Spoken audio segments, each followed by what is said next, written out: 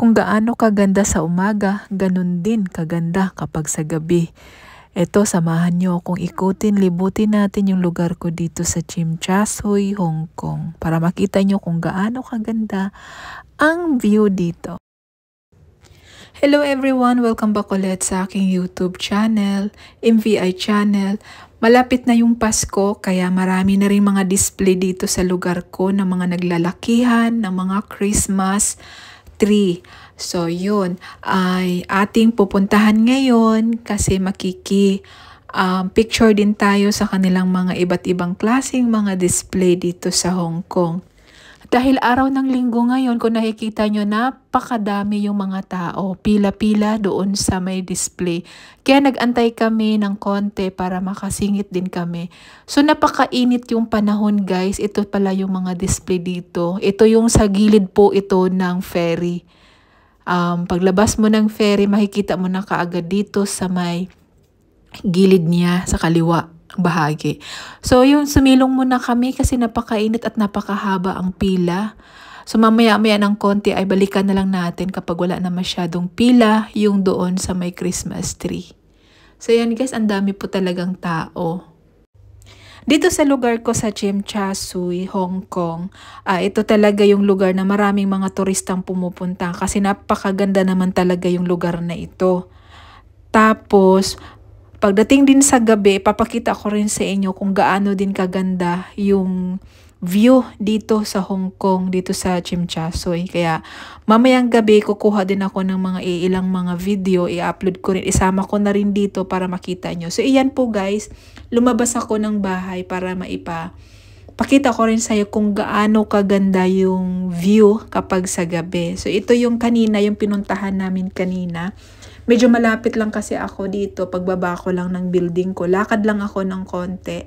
So ito na po yung 1881 Heritage. Ito po yung lagi-laging may mga display dito kapag anong mga okasyon. Lagi-lagi itong merong mga display dito sa gitna. So iyan po, napakaganda niya. At medyo marami-rami pa rin ang mga tao dito. Pero sa umaga, yung kaninang umaga, di ba nakikita nyo naman yun kanina na pila-pila yung mga nagpupuntahan dito. So yun, kapag gusto yung ayaw mo ng walang pila, gusto mo nang mag-picture ng ito, sa gabi ka pumupunta. So bukas naman po yan hanggang, di ko lang alam kung hanggang alas 12 ng hating gabi. Basta open po siya. So yun, dito naman banda sa may kalsada, yan, no? Pag gilid mo sa kalsada, ayan po yung view niya. So doon sa may dulo na yan, ito po yung mga paradahan ng mga bus. Tapos yung ferry po yan dyan sa gilid na yan. Tapos andyan na po rin yung old tower clock. So yan, marami din mga terminal na bus dyan. Sa mga di ko lang alam kung saan papunta, mga klase-klase mga terminal bus na naandyan. So yun, dito na ako, pumunta na ulit ako dito sa may gilid ng ferry. Ito yung venue nila kanina na pinuntahan natin. Ito yung display nila dito. So yun, ganito siya kaganda kapag sa gabi. May mga kumukutik-kutitap na mga Christmas lights. So guys, kapag nagustuhan mo itong area na ito at gusto mong pumunta, punta ka lang dito. Wala namang bayad ito. Libre lang naman. Magtiyaga ka lang kapag umaga ka pumunta. Magtiyaga ka. Dito po sa Hong Kong, iba't ibang mga lugar, mayroon silang mga display na mga Christmas tree. Kaya mararamdaman mo din dito ang Christmas.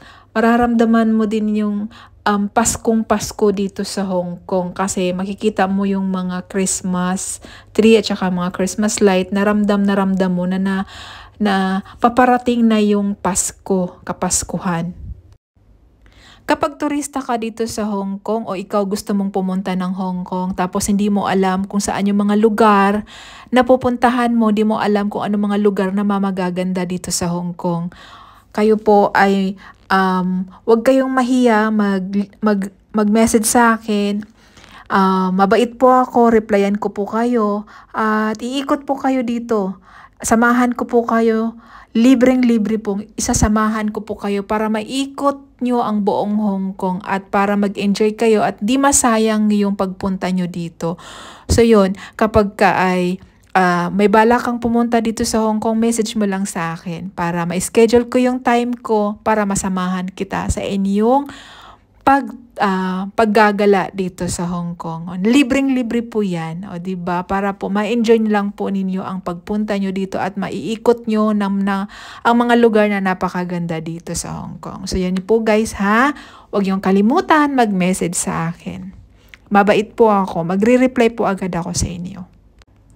Bukod sa samahan ko kayo at ito pa ang ililibre ko sa inyo. Ako yung magiging photographer ninyo. Kapag kadalawa kayo, tatlo o ilang grupo kayo, o di ba? Para makuhaan ko kayo ng buong grupo na ako yung taga-picture sa inyo. Libre lang po yan. O di ba? Para masaya, enjoy at happy kayo na umuwi kayo ng Pilipinas na nag-e-enjoy at sulit yung pagpunta nyo dito. Kasi di ba di naman napakahirap po talagang pumunta dito sa Hong Kong.